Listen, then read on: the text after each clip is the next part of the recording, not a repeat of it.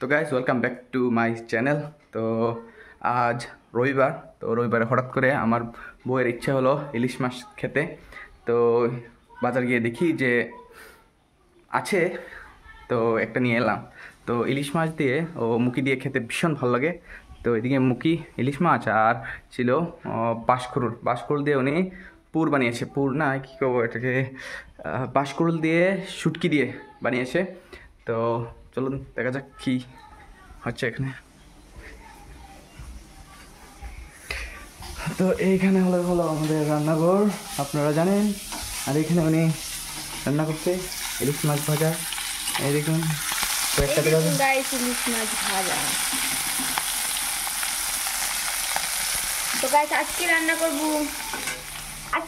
করব মুখি দিয়ে, আর কালকে রান্না করব বেগুন দিয়ে, আলু দিয়ে, শস্য দিয়ে। আর আজকে মুখি দিয়ে এমনি একটা পাতলা করে ঝোল বানিয়ে নেব। তো ভিডিওটা এখন পর্যন্তই, আবার পরে দেখা হবে। Thank you.